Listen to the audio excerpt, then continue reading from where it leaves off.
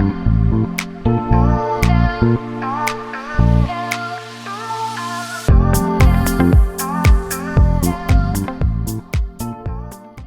beautiful people. Welcome back to AMIN World Peace. I am your host, Maggie Gehlsen-Burnett. Boy, oh boy, do I have a hell of a guest joining me today. But before we get into that, a couple of housekeeping items. As you well know, AMIN World Peace is now on Patreon. It's patreon.com/AMINWorldPeace. That is just one of the many ways that you can support the show. Another way you can support the show is through Spotify listener support. This is done directly through Spotify if that is your listening avenue of choice. And arguably the best way you can support the show is by doing what you're doing, by listening, by sharing it with your friends and family, and by sharing us on social media. All right, so let me tell you about today's guest. I'm so excited to have her on the show. We have Misty Klobucher joining us today, and I'm going to tell you a little bit about how I first met Misty, and then I will tell you more about her, and then we'll get into the episode. So I first met Misty in late 2023.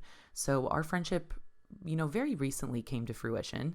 And I think it's rare to meet someone who you feel can see you so clearly from jump. But that's exactly what Misty did when I first met her. She asked really thoughtful questions, and I really felt like she just saw me for exactly who I was. And that's what makes an impeccable leader, but that is also what makes an impeccable friend. Admittedly, from the outside looking in, Misty and I probably didn't have a ton in common. She has children, I don't. She leads an amazing company, I don't. She doesn't swear every other word, I do. But then we got to know each other, and I quickly realized I had more in common with her than, honestly, most people, including most of the greater Peoria area. At any rate, I feel insanely lucky to be in her sphere and to watch her make the impact that she does every single day. Now, enough of me gabbing about how great she is, because I could honestly do this shit all day. Let me tell you more about her. And just as a quick note here and reminder, I am a one-man show, so this was my first time doing an in-person podcast interview, and Misty was arguably the best guest to have done this with.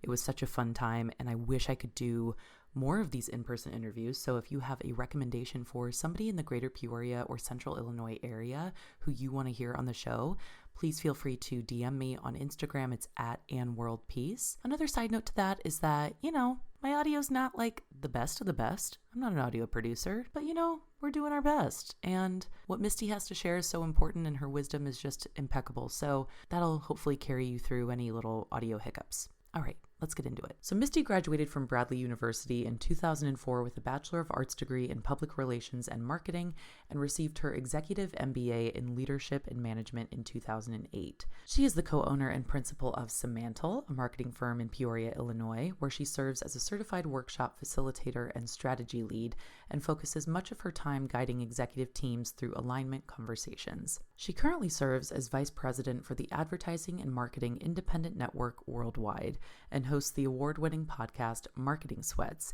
which she launched in 2020. She also facilitates the local Leaders Life Forum and has been recognized by Peoria Magazine as one of the region's 40 leaders under 40. She is also the founder of the Misty Effect, where she focuses on helping leaders of all kinds achieve their greatest purpose by stepping into self-love. Additionally, she has recently contributed to the Forbes Business Council and Fast Company Executive Board. Her greatest accomplishment and inspiration are her two little girls, Maya and Drew, who teach her more about leadership every day than her career ever could. All right, strap in, bitches, because this episode is just incredible, and Misty is filled with such insane wisdom. So without further ado, let's welcome Misty to the show. I'm so excited.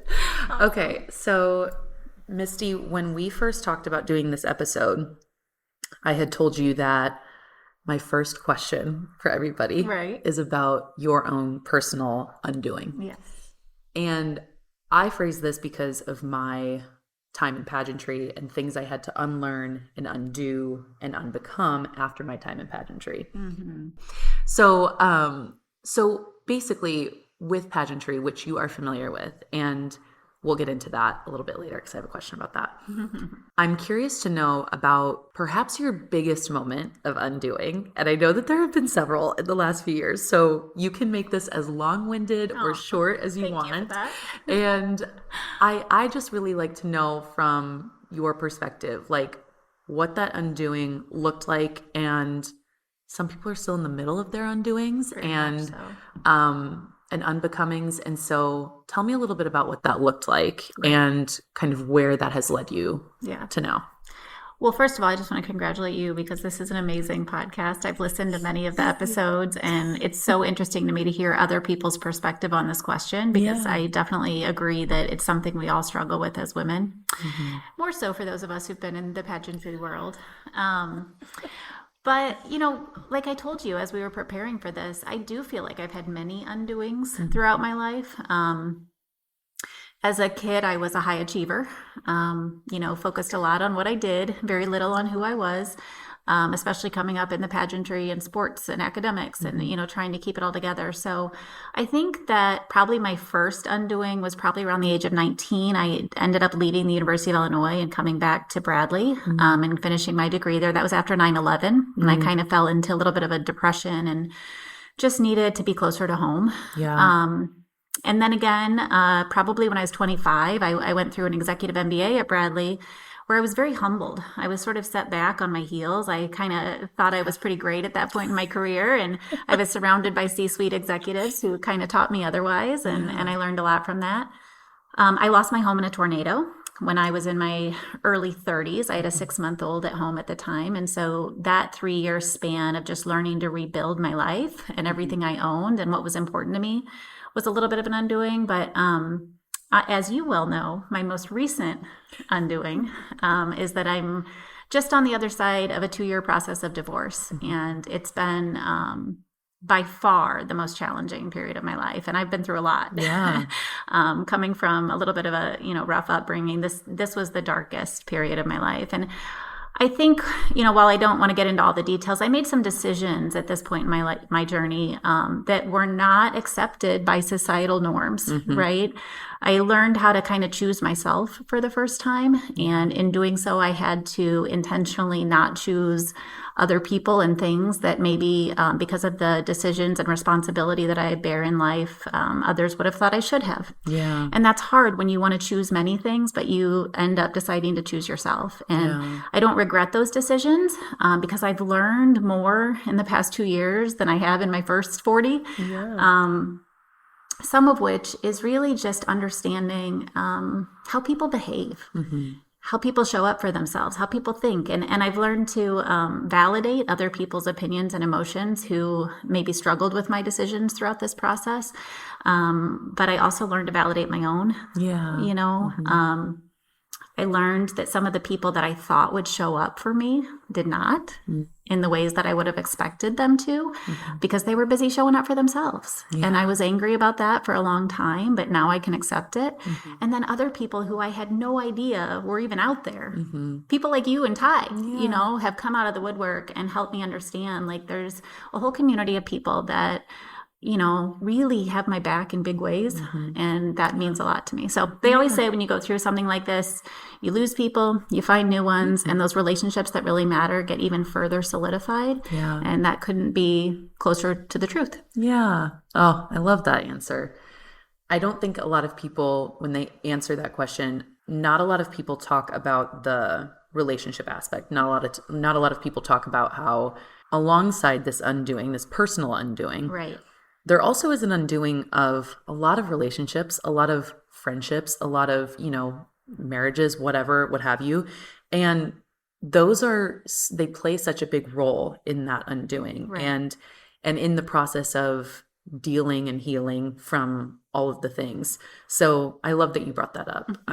Well, I do because one of the things I talk a lot about when I share my story is that I went from a life of attention seeking to connection seeking. So one of the things I've learned about myself is just this deep need for almost like intimate, vulnerable connection. And I've had that for a long time, but I probably didn't have the clearest boundary lines around what that looked like. And so I've learned to channel that energy in new ways through this process. Wow, you just said a mouthful for anybody who would be listening who is a former pageant girl, because how did you go then from the attention-seeking side of things to understanding and knowing internally that what you were actually looking for was just that connection and that vulnerability with other people? Well, on my journey... Probably a loaded question. No, I think you know this about me. We laugh because our first time together, I think we went to the ends of the earth and like so deep in like, an hour. but we're both we're very focused on getting to know ourselves well, right? We do a lot of self-discovery and self-reflection, and that's certainly true of me. Yeah. And in my search for connection, one of the things I realized was how disconnected I was to myself, right? And so I've really been on a mission, which I've shared with you before, to understand what self-compassion and self-love really mean. Yeah. Because those were very foreign concepts to me. I really didn't understand the concepts of self-worth. I knew how other people saw me, and I always had a lot of self-esteem and self-confidence, but I really didn't have this sort of deep understanding of who I was. And as I learned who I was at a values level and what I'm good at, no matter, who I am, no matter what I do, I learned to be kinder to myself. And so the thing I always say about the connection seeking part of the process is the level of depth that I feel that I know myself now because of this 2-year journey that I've been on, it wouldn't have happened otherwise. You can't know that part of yourself unless you have been through something like I went through. So you talk a lot. I literally even wrote this down, which is hysterical because when Misty and I first met, I started keeping a note on my phone Your Misty note. Of topics I wanted to chat with her about because I just felt so connected to you in so many ways. So self-compassion is something that you've talked about at length with me. What was your internal dialogue like before you discovered self-compassion? Yeah. I was pretty mean to myself, coming up in the business at Simantel where I work. I did a lot of presentations and a lot of facilitation, many times to male executive audiences, right? And I would go home at night and I remember vividly looking at myself even in the mirror sometimes for 12 hours until the next day would come around and I would get busy again and just say, gosh, you really screwed that up today. They're probably still talking about how bad, of a performance. God. It was almost post-performance anxiety. And now I don't do that anymore. Once I learned, so one of the things I talk about is that I had a coach who taught me that I have this flywheel energy, he called it. It's this idea of push, momentum until a point of breakthrough and beyond. And once I saw that I was able to do that in many dimensions of my life at work and, even through the tornado and other places, I started to be kinder to myself because my push is not a negative. It's a real positive. It's a superpower, if you will. And, I started to see my performances through that lens, that everything I was doing, even if it wasn't that great, was a means for me to try to push out into the universe what I really believed in and I wanted other people to believe in. And it wasn't always well received. Sometimes I would get the feedback that a lot of women do, that I was too harsh or too abrasive or too strong or too direct. But when I learned that it was all with good intent, I started to understand the why behind what I do. And it really helped me grow that self-compassion in a different way. So you have been in an industry and at a company that has been, what I will say, and you can correct me here if I'm wrong, is male dominated. Right. So how did you learn to take, I think generally speaking, a lot of women who come from a pageant background, or just women generally speaking, are insane people pleasers. We just want everybody in the room to feel good and feel comfortable with what we're doing, and we never want to offend anybody. How did you get to a point where you were comfortable maybe not giving a fuck so much about that, and maybe just caring a little less, what ultimately led you to that point? I don't know how much of it was nature versus nurture, but interestingly, while advertising and any executive role is pretty male dominated, Simantel was not. Simantel was made up of strong female leaders across the board. Still today, we struggle to get more men than women to walk through our doors. Fascinating. Which is great because advertising as a discipline, women tend to be head of the household as it relates to buying decisions. So we've always had this strong female energy, which encouraged us to be brave with our thoughts and ideas. And I give a lot of credit to Simantel for that reason. Now, when I walked in rooms to do facilitation, because Simantel focuses on heavy industry, many of the executive teams were made up of sort of these male engineers or, men had worked in the field. But I actually found my power there because standing in front of a group of men as the singular female, you almost had this permission to challenge them in ways that they typically aren't in a room full of men. Or, and it wasn't so much ego stroking as much as recognizing that I had to match their energy with what they were bringing. Yeah. And if I didn't pull up a chair and look them in the eye and say, you know what? That's not what you said 2 days ago. Explain yourself. Yeah. That's where I found respect instead of losing it. So I've continued to use that skill throughout my career, and I kind of love it. My business partner talks about that a lot, you know, because he's one of these naturally confident people that just does not understand why any woman would be not proud of themselves and all that they bring to the table. And so through my relationship with him, although we have a lot of differences, the one thing that I've really appreciated is, you know, he taught me how to own my power in the sense of you just fake it till you make it. I mean, if you pretend like you know what you're doing, people are going to believe it. And it took me a long time to figure that out, but it's true. Yeah, totally. Okay, so let's backtrack for a second. So you did pageants when you were growing up. I did. I would love to know more about your experience doing pageantry and sort of maybe the things that you learned in pageantry that you may or may not still be unlearning in your adult life. Yeah. People haven't asked me that for a long time. So I started pageants at the age of 5. I think my first pageant was at the Northwoods Mall in Peoria. It was the Cinderella pageant system. Oh my God. And went on to do, you know, a version of Miss Illinois and Miss Preteen USA. And so obviously, what I appreciate about pageantry is the ability to present yourself and the poise that's required to show up on stage. I didn't appreciate it at the time. I remember sitting in the back of the car on the way to these pageants, my mom practicing the interview questions, right? And just having to repeat it and hating the process. Yeah. It just, you know, it wasn't fun for me.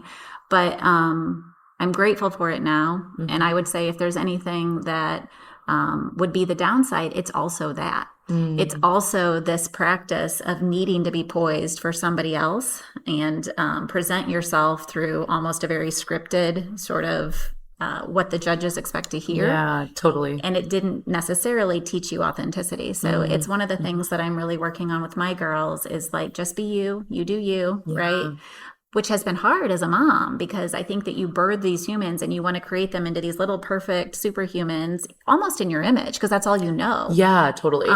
And teaching them to let them be free and not be this really polished performer is probably my biggest challenge in motherhood. Yeah. And they're dancers. Yeah, so. And they are. And you know what? We were last night having a drink after their recital, and I noticed myself coaching my oldest daughter on her next audition, or why don't you do the next big thing at school? And I could see out of the corner of my mom's eye, because she was sitting there kind of like giving me the side eye, like, chill out, you know, because I'm still putting all this pressure on my kids, probably because of my upbringing. Yeah, totally. Kind of, again, another backtrack here, but I don't want to miss this because I think this is a really important piece of your story. One of the first times that we met, I think it was the second time that we ever hung out. Yeah. We went to dinner and you said in a very like passing manner, and I like wrote it down again in my weird little like Misty note because I didn't want to forget it. You said something about COVID being the time in your life where you were really discovering that you wanted more for yourself. Yes. Talk a little bit about that and what that ultimately like led you to in terms of building like the Misty effect and all of that. Okay.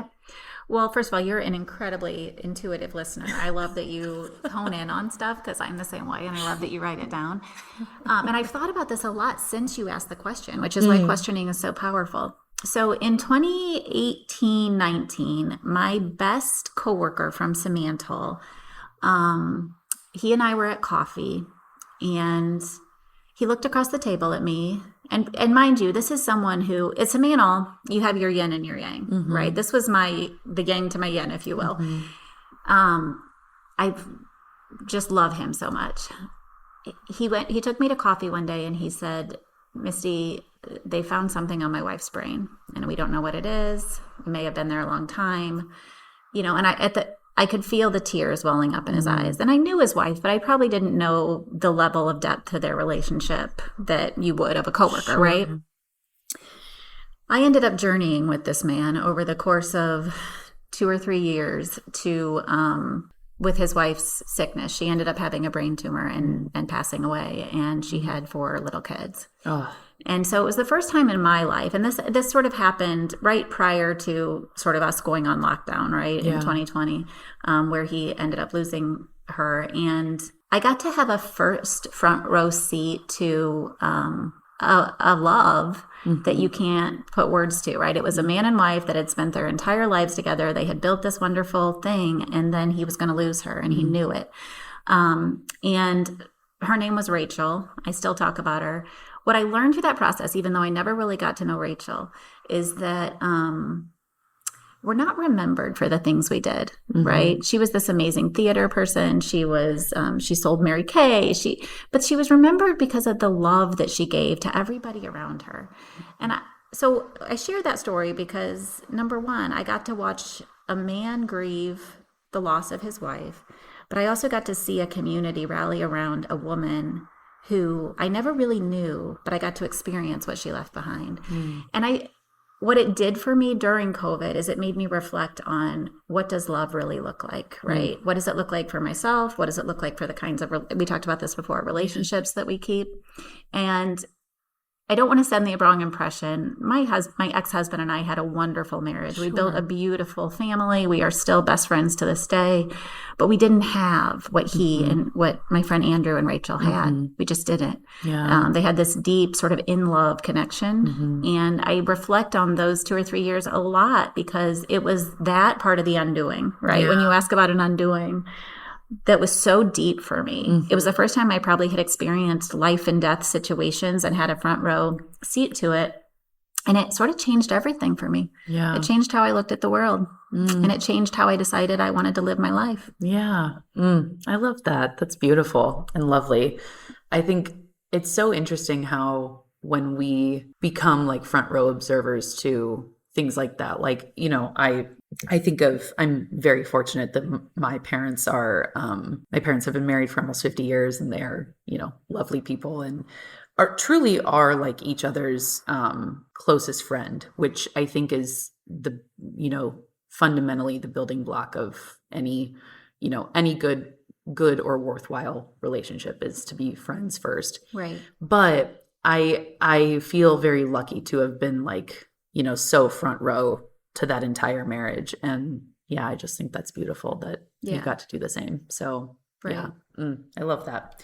Okay. So that leads into the Misty effect. Okay. So you have this realization during COVID. You're like, okay, I'm not living the life that I'm meant to live, right. Essentially. What led you to starting the Misty effect? Because I have to wonder that it was almost pure passion because you're very busy. It's not like you don't have a lot to do or like, you know, things to take care of. So, or didn't have like a lot going on at the time. So like, did you see something that was happening around you where you were like, I am going to fix, like, this is a problem I could fix, like for other people? The Misty effect started way before COVID. I would say, so the first inkling of the Misty effect in 2008, I finished my executive MBA at Bradley.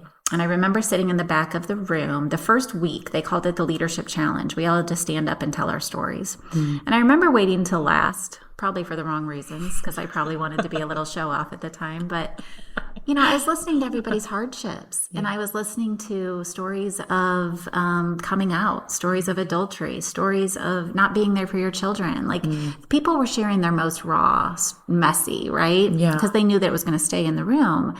And yet, there was something happening inside me at that moment. And I don't know if you've had those God moments where you're just like, oh, this is what I'm supposed to do with my life. This is where I'm supposed to be. Absolutely. And I remember feeling that light inside me. And at that time, I was still climbing the ladder at Simantel. I was, I think, a vice president at the time. I had no idea that I was going to buy the business.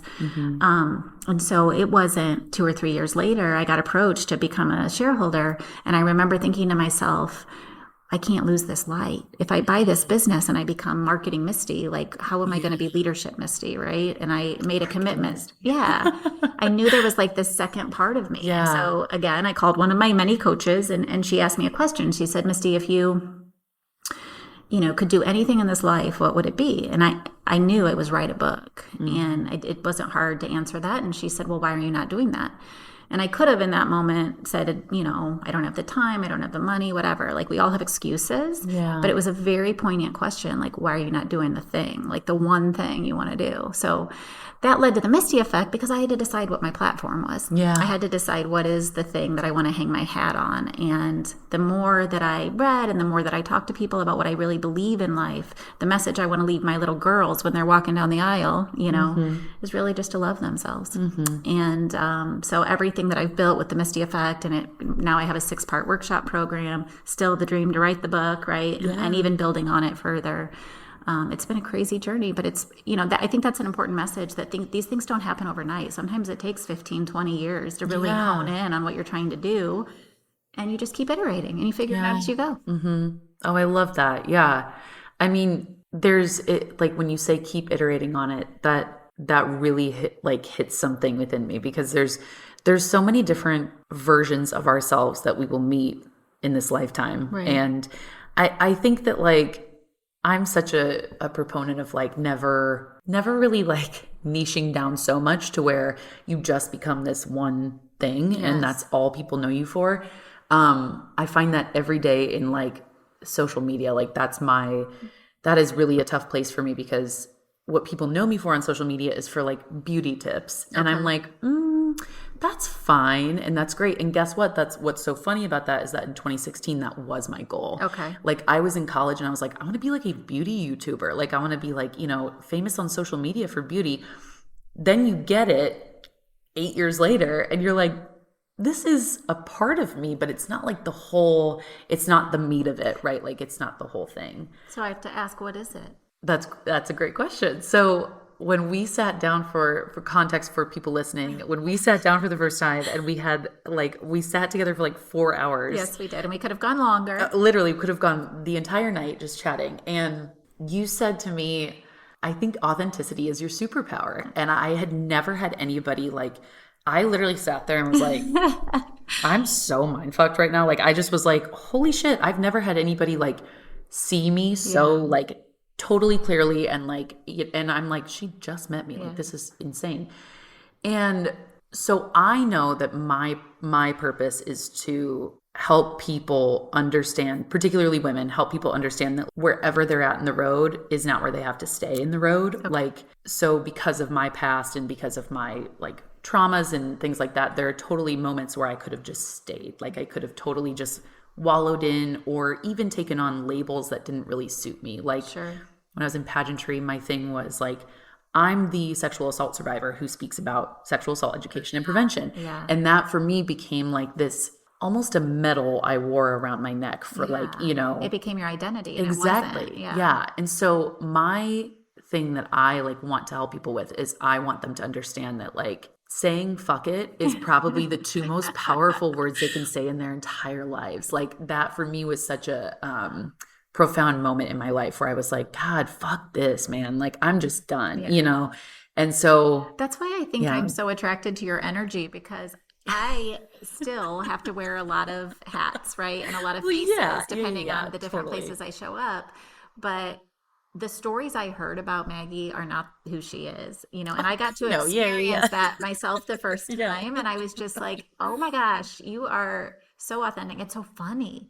When you're just being your real self. So I don't know. I also think stand-up comedy would be a good. But I also know that you're helping other people who are trying to identify their personal brands to help them be authentic, because it doesn't come naturally to most of us. Right. And I think, this concept of authenticity is something that we as women, I think, really struggle with, because we are taught that this is even, I find this hysterical. I'll relate this back in a moment. But women are taught that if you are too fill in the blank, right, then people will perceive you as a threat. And that's true in pageantry. That is true in being a C-suite at a company. That is true in any realm of life for women. Right. You can never be too whatever. Right. Like the Barbie movie.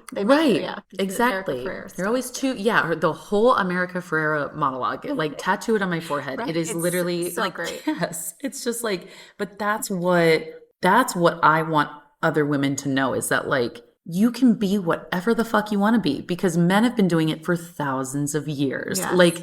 We would never, I made a post on Instagram recently where I was talking about how if a woman said a swear word in a boardroom, she would be fired. Absolutely not. That's a no-no. If a man did it, he would be applauded. Right. His peers would look at him and say, you're so innovative. Sure. You're such a fierce leader, sure. Whereas if a woman does it, she's crass, she's white trash, she's whatever, and that's one thing I think that pageantry unfortunately teaches or sort of reinforces with women is that you can be it, whatever it is. You can be funny and authentic and the cool girl and the girl next door, but you can't go too far. Because if you go too far, then it's too much. Yeah. Well, I listened to your most recent sort of singular podcast where you're talking about people putting you in boxes. Yeah. And I loved that because I had the same experience. Coming up at Simantel, I was so hard driving that I was told many times not to be that girl. Like, life is not all about work, like chill out, and just enjoy and find peace. And I know it was good intentioned, Totally. But it wasn't me. Yeah. And so one of the things that I teach a lot now is that it's okay if you have that strong desire to be a hard driving woman. That doesn't mean that peaceful, find joy space isn't also true. Yeah. These aren't, we don't live in this binary world, right? There can be and. Yeah. But don't let people tell you not to be who you are and what really lights you up. Yeah. I think women need to hear that. And there's other women at Simantel who've told me they feel that way too. If you love what you do more of it. Yeah, exactly. Oh, I love that. Okay, so I have to ask because I don't think I've ever actually asked you this privately. So you do so much. You do all of the things. Like, you are such a fucking powerhouse. And it's one of the things I admire the most about you. Do you ever feel the need, because of how successful you are, do you ever feel the need to like hold your shit together so much? And what does it look like when maybe the walls come down? And like, have you learned to do that? Is that something we're exploring? Like, what does that look like? I don't view myself that way. That's what's hard is other people tell me that how much I do, but I've really reached a point in my life where I do feel so centered, and That's amazing. Yeah. I think, for the first 20 years of my career, I did have this intention to lead a full life, whatever that means. I remember coming across a phrase once when I was studying the Enneagram, because I'm an Enneagram 8 and I'm a total nerd about it. And it said 8s love to live life intensely. And it's true. If I don't work out hard enough, right? If I'm not reading enough, if I'm not doing enough, like it didn't feel good in my body. Yeah. And so I've gotten really accustomed to like, what does a full life look like for Misty? And so from a professional and achievement standpoint, from the outside looking in, it might look like I'm doing a lot, but I also have a ton of downtime, and I sit on my back porch. I lay in the hammock, I run, I bike ride. I have all of this space, to just be me. And that's really what I'm focusing on at this stage of my life is if I want to cut out of work a couple hours early or go to a coffee shop and just sit with my headphones and write, because that's one of my loves. Like I've learned that the more I do for me, the better I can show up for others. And it took a really long time to get to the point to just own that unapologetically because everyone has a perception of where you should be and what you should be doing. Yeah, totally. So that's the part people don't see. Probably need to talk more about that. Yeah, absolutely. Yeah, I think it's easy to assume I just did. It's easy to assume that like the grind never stops, the hustle, all of those things. And what people don't understand or what people don't have access to, and they shouldn't have access to, in my opinion, is seeing like, okay, what is Misty like when the walls come down, when she's, just herself, not her work and not her, Yeah. I need practice, and maybe you can help me being more authentic and sharing that. Admittedly, because I have so much going on, I juggle a lot every day. Being a mom is a big part of that. When I sit down to watch trash TV, right? Sometimes I do struggle to get all of the thoughts out of my head so that I can focus for an hour on a television program. Yeah, sure. But I've noticed myself, so through the process of the divorce, I purchased a new home, which I adore. And it's my safe place, right? I love it too. We're here now. But the space to me is like quiet. Yeah. And that was something I didn't always have in my marriage is just quiet. And so that's what it looks like for me to show up for myself right now. And I'm learning to get more comfortable in my own body. So we didn't talk a lot about my upbringing, but I came from a difficult childhood. Yeah. So it's on my list, so go ahead. The thought process of we all have something that we label in our brains, right? Whether it's I'm not good enough, I don't deserve this. Like there's always some sort of thought pattern that we're taught from a young age. Mine was I'm not safe. And so I've worked for my whole life to come to terms with the fact that I am safe. I don't need anybody else or anything else to fill that part of my cup, if you will, that I can do that on my own. And so this stage of my life has been finding those quiet places to remind myself that I'm okay. Yeah. Ooh, I have so many questions. Okay, so first, I want to ask safety for, I mean, I could like nerd out on the topic of safety for so long, because that, I believe too, is my thing from my childhood, is like, you're not safe, you're not secure, you're not, like, something terrible is always, like, basically the shoe's always going to drop, and therefore you are not safe in this current scenario. It still happens all the time. Like, I'll still be like in the car and something in my brain will fire off being like, you're not safe here. Like, you need to get out. So cultivating that safety, especially within our bodies, I think as women, is super challenging, especially if you've been through anything that has been a threat to your body. Right. So I'm curious to know, like, how were some of the ways that you learned to cultivate that safety within yourself and not be reliant on like an external source for it? Yeah. No, I'm interested to learn more about that offline, just because I started to have panic attacks even as a kid. Yeah, same. Like, there was noise, even like a subtle hum. If I heard it in the background, I would run out of the house and tear. So it took, this has been something I've struggled with for a long time. Honestly, most recently, the strategies that I've been using are to talk to myself like a little girl. Yeah. And at first I thought it was super cheesy and weird to like close your eyes and like put your hands on your heart. But that is a form of self-compassion, is to almost like get down on the level of that little girl and talk to that girl and validate that little girl's emotions and say, you're okay, And for a while, I recognized my brain doing what I don't want it to do, which was try to get that little girl out of the situation. So especially in my divorce, I would wake up in the middle of the night with this intense anxiety, and I would talk to the little girl. I mean, because it was like a debilitating darkness and grief. Like, okay, just get up off the bathroom floor and get back to bed. Like, that's how but that wasn't helpful. Progressing through grief or any sort of negative emotion is acknowledging it and staying in it. Yeah. Right. And letting it pass. And so now that's what I do, is I'm trying not to assign negative to negative emotions. And letting them pass through my body, so much so that I've ended up in a puddle some days in very public situations. But it's allowed me to learn what it feels like to feel for the first time in my whole life. Yeah. I just had this conversation with somebody from the previous season of guests, who we were talking about feeling in your, being so present in your body and understanding how to feel, and how for a lot of people, it takes years of, like, I feel like I've been in talk therapy for almost a decade, and I feel like I just got to a place where I'm feeling things. Right. And not just intellectualizing them anymore and just like spewing out words and trying to make sense of them. Like, now I've gotten to a place where I'm like, okay, I can feel this and it's fine. Like, I don't have to flee.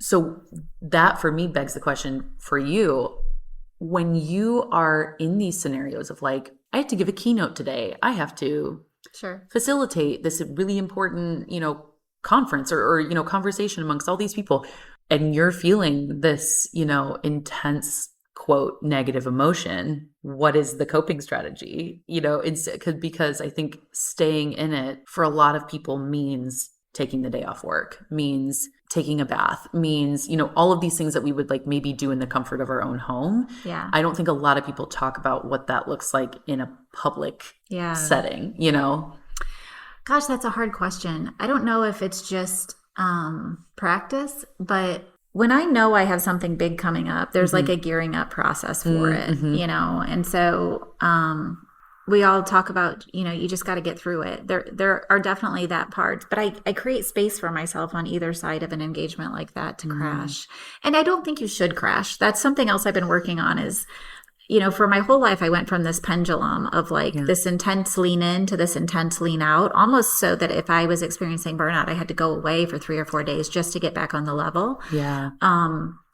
After 20 years of doing this, I've kind of learned how to find my center. Yeah. But it takes a lot of time. And when you were talking earlier about recognizing the emotion in your body, I'm coaching a young woman in her 20s right now. And she's really struggling. She's sort of stuck. And so I pulled together this trio of women, and one was in her 20s and one was in her 40s and one was in her 60s. And it was fascinating to facilitate a conversation of women that were 20 years apart. I'm a believer that until you're in your 40s, it's very hard to feel your own body. And I could be wrong about that. So I'd be interested. And that's why I love our friendship, because you can challenge. I always say you're wise beyond your years. Like, maybe there is something you can do in your 20s. I just hate everybody my age. But, and then in your 60s, you're like, I don't give a fuck. Like, I'm going to do me, right? Yeah, but like, totally. The person that I was in my 20s was still the hard driving, I'm going to go run 5 marathons and prove, that my body can do these things. Yeah. Yes. And then when you're in your 40s, you start to recognize your own actual desires and listening to those. And I just don't know that you can get there if you haven't lived that much life. Yeah, totally. Yeah, absolutely. I love talking about any kind of somatic experiencing, because I think, to your point, women tune out of their bodies almost like we exit the womb and we tune out of our bodies. We're just nope, I'm good. Don't need to feel that. And so I'm curious to know, especially with, your history, and you can get into it, you don't have to, whichever you feel comfortable with, but knowing about your history with your own body, I'd be curious to know how trauma has impacted your ability to get in tune with your body. Yeah.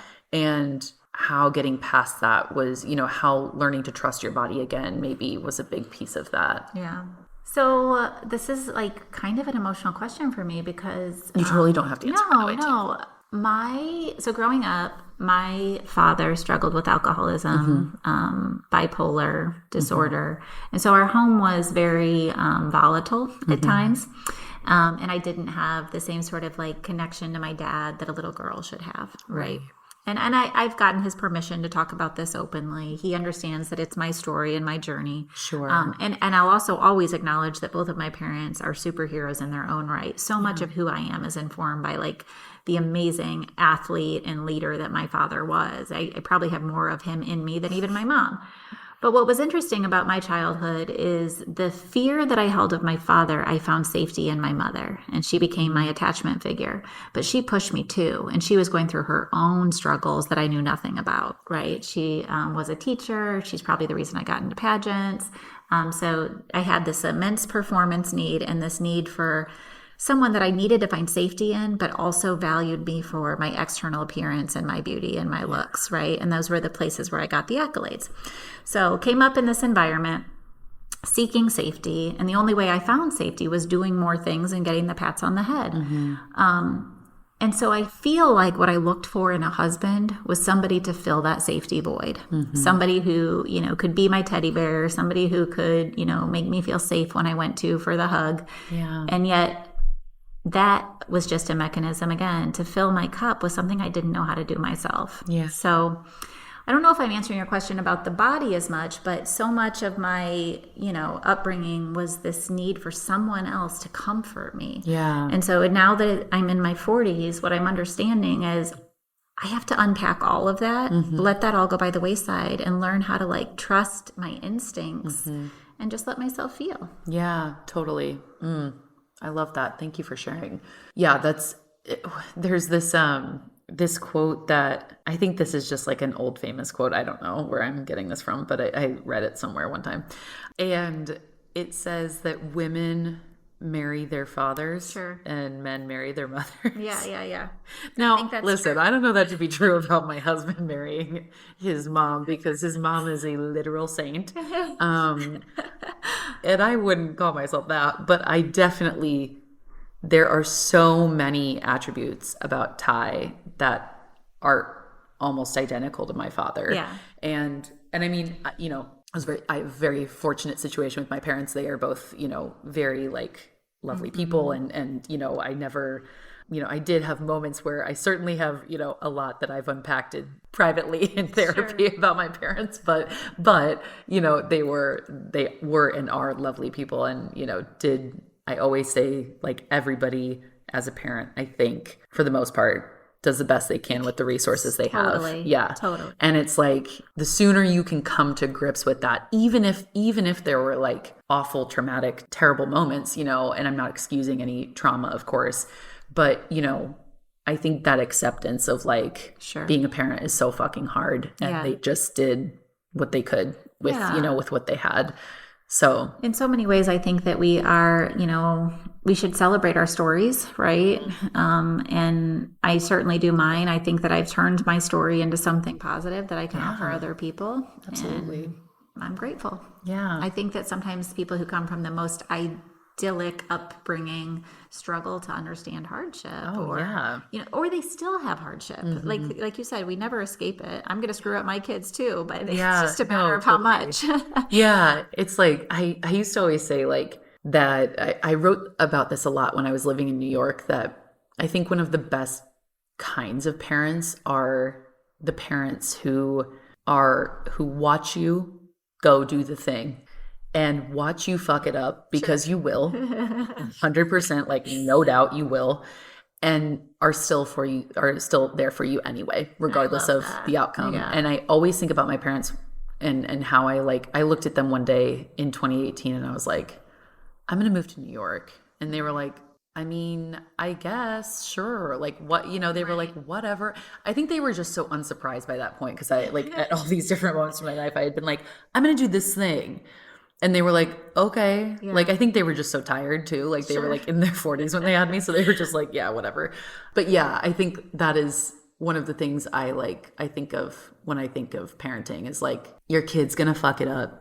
You're going to fuck it up. Right. Everybody's going to fuck it up. Yeah. But it's like having that compassion and I think it's beautiful that you found that compassion for your father. Yeah. Despite all of the things. I give my mom a lot of credit. I have a lot of vivid memories of walking into her bedroom as I was growing up and sitting at the end of her bed and having a lot of heart-to-hearts. And so I think what my mom taught me at a young age was the art of communication. Yeah. And that's what both my sister and I do today. We're both communicators. And I think that it truly is the greatest leadership skill, that if you can articulate your thoughts and feelings, you can go really far in life. I love it.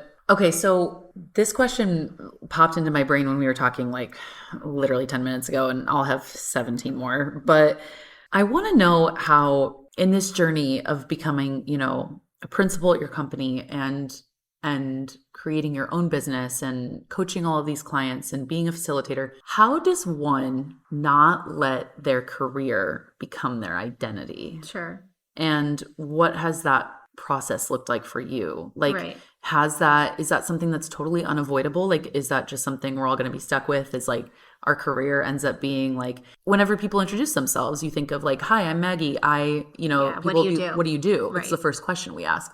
So how do we not let it get there? Right. Well, again, still talking about my mom. My mom is a superintendent of schools. So that's a very senior level leadership, almost political position, right? Oh, yeah. And so that was my role model. And so I think that number one, it's important to recognize that it's okay for your profession to be part of your identity. I think to believe otherwise when this is the place that we show up and spend the most of our time, even more than our families, is probably not the right way to think about what it does for us as women. It gives us a sense of purpose. It gives us a sense of like helping other people. However, it was because of my intense work to understand my own self-worth, and that worth has been there since I was a baby. I didn't understand that concept. I thought that I had to do something to gain the affection of others, to sort of know who I was. So because I did all of this values work, like what are the things that I value most in life? Who would I be? I had a counselor ask me this question once. Misty, if you worked at Walmart, who would you be? And I was like, well, I mean, I would climb the ladder and I'd go from a cashier to like, being the manager of the store. And I totally didn't get it. Right. Yeah. And the counselor was like, no, like, who would you be? And what she was digging for was this idea that you'd be the same exact person you've always been. Right. And but I didn't have language for it. And I think that's where we sometimes lose the opportunity, is that if you don't have somebody else coach you through who you are, like for me, being able to say to you over a glass of wine, your superpower is your authenticity, right? Yeah. Now you see yourself through that lens, but sometimes it takes someone else reflecting that back to you. And that was certainly true for me. So one of the things we do in the Misty Effect is we go through a superpower exercise and we go through a values exercise, and we start to put language to who we really are, not what we do or the labels, but like who are we? And I would argue that that can change sometimes over life. Usually it does stem, and you can look back all the way from when you were a kid of like, what were you great at and what did you know from a young age? But when you go through something hard, especially something traumatic, your entire value system can change. Yeah. And it's important to, like we talked about earlier, keep leaning into that so that you can articulate to other people what you believe and what you stand for so that they can show up for you. Yeah. One of the things that I struggle with a lot in my coaching program is that when you start showing up through the lens of what you believe, sometimes other people don't know how to show up for you anymore. Yeah. And they have to change because you've changed. And sometimes people fall by the wayside. Sometimes they get on your bus. And so I have lots of tangible examples of what that's looked like in my life. Oh my gosh. Yeah. Yeah, it's really interesting how like I'm still naive, I'm sure, but I do feel like I have lived a lot of life before 30 and I'm tired. No, but no. But I do think one of the things that has been most impactful is understanding that like my relationships are not set in stone forever. Sure. And it's been both a blessing and a curse, right? Like, I had a friend that, I asked to be in my wedding who we don't speak anymore, things like that. But it was because like my values and expectations of what I expected out of people and friends and partners and relationships, that all changed when I started to evolve as a human. So like, I love that you bring that up because I think most people forget that. Like they think everybody's kind of on for the long haul, The word expectations has been coming up in most of my conversations lately. Fascinating.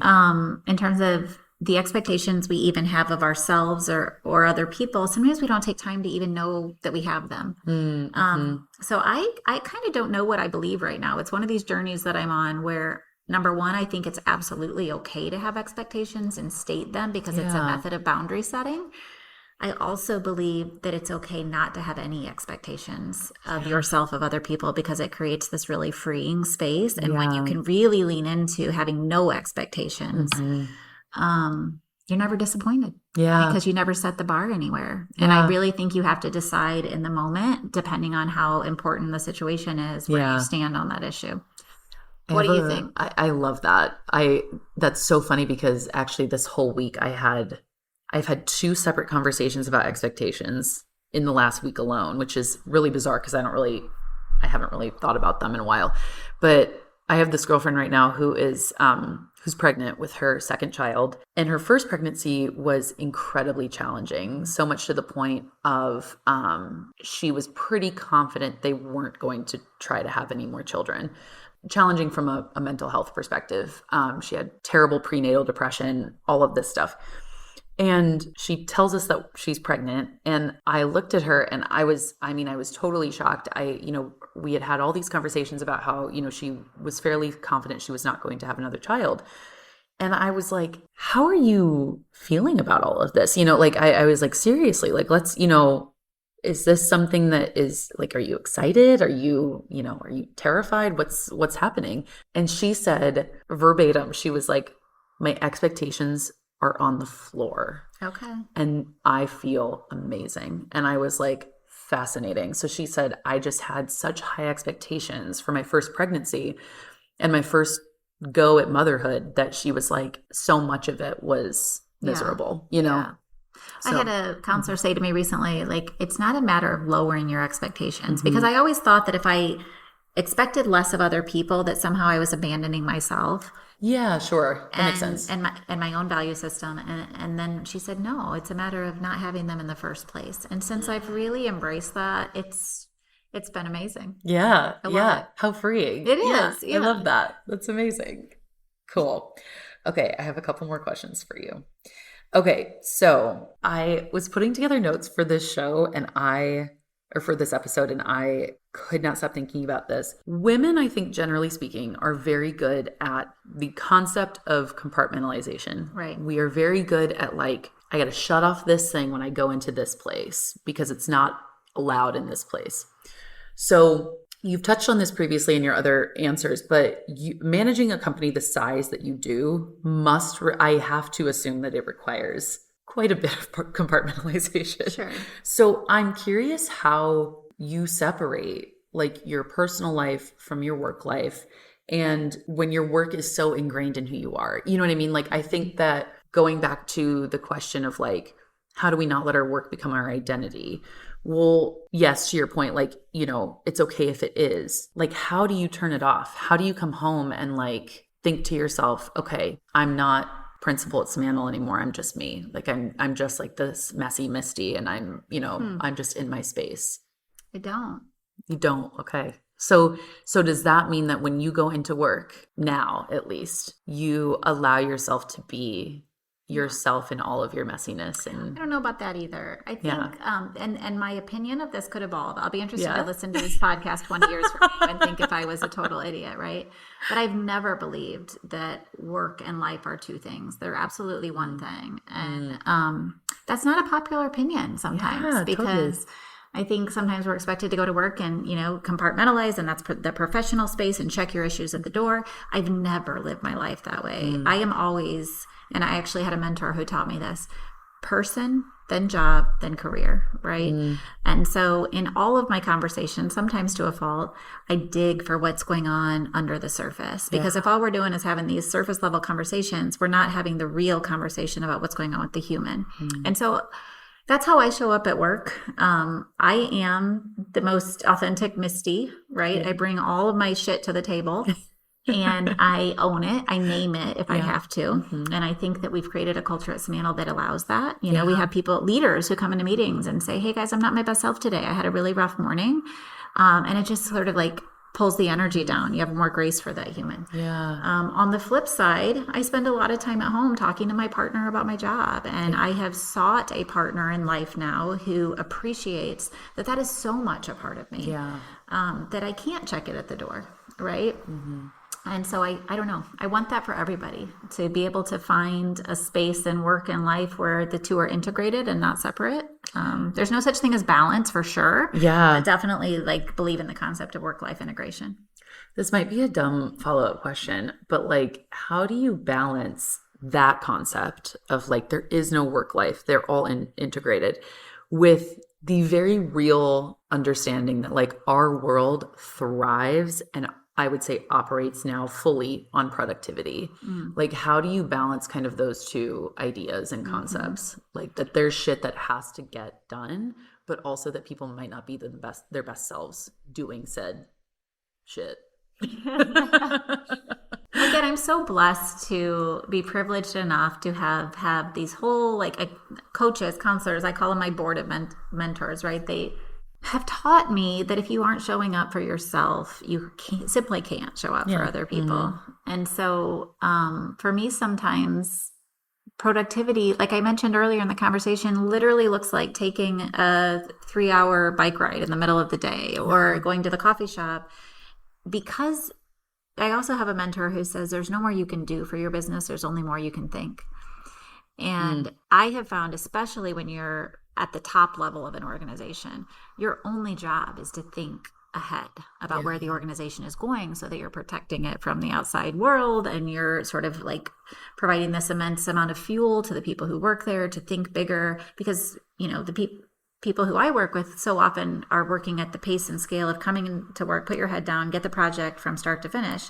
I have an immense luxury to be able to be the person that brings outside thinking into the organization. But if I'm not creating space to do that, then I'm not being the most productive for me, and probably the most productive for them. But it took a long time for me to learn that mindset and teach it to other people. Because people think if you don't come and be a button seat and move the project from start to finish, then you're not doing your job. And that's just not how it actually works. Fascinating. I love that. I wish I could get a job at Simantel, but unfortunately I can't. We have an amazing work culture, and I'm not suggesting we're perfect or that happens in every pocket of the organization. But those are the things we actually believe. Yeah, I love it. So my next question for you is, I'd love to know about, this is kind of going back to a previous thing, but I want to double down on this question. Say that one of your daughters, this is a total hypothetical, but say that one of them comes to you and says, Mom, I want to do pageants tomorrow. Like, I think this is the journey for me. I think I want to do this. What is your response to that? It's a hypothetical I ask a lot of people, but most of those people don't have children. So I would love to know from somebody who actually has children, what your response might be. So, little known fact, I did put my older daughter in a couple pageants. Oh, fascinating. Okay, yes. Amazing. And it could have just been the pageant systems I chose. I won't name them, but it definitely was not the kind of environment that I wanted her in. Yeah, for sure. Yeah, I don't know what more to say, but she did well. I mean, I remember sitting in the audience watching her work that stage and being like, oh my gosh, she's like a natural, right? But I will say it was hard as a mom to see the judges not recognize your own child's gifts. The politics of a pageant system or really any organization. For me, I've gotten to a point in my life and career where I just won't deal with them. And if you don't have an outlet to speak your mind in any organization, which in many ways organized anything, whether it's pageants or sports or whatever, sometimes speaking your mind ends up hurting your child. Yeah, totally. I am struggling with that as a mom because as a leader, I get to say what I want and what I think, and I try to teach other people to do the same. But that's just, I don't think society's caught up with that being okay. You got to work the system, right? Yeah. And that's what I learned, I guess, about putting my daughter in pageants is I don't want to work the system anymore. Yeah. And I don't want her to have to do it either. Yeah. Fuck the system. Do you agree with that? I mean, you did much more pageants than me, but it really is just learning the system. I think that you play the game, right? Like, and it's the same game of corporate America. It's the same game of, if you were to climb the ladder in any corporation, like it's all politics. Like it really is. And in any kind of organization. And I don't want to suggest that people who win, if you will, are not talented or win on their own merit, but sometimes they don't. Yeah, sometimes of course. There are things that lead to outcomes that aren't really totally right. Yeah, like I mean, my last year that I competed in Miss Iowa, I used to tell people, and now I mean I couldn't give really a fuck or a shit about it, but that's neither here nor there.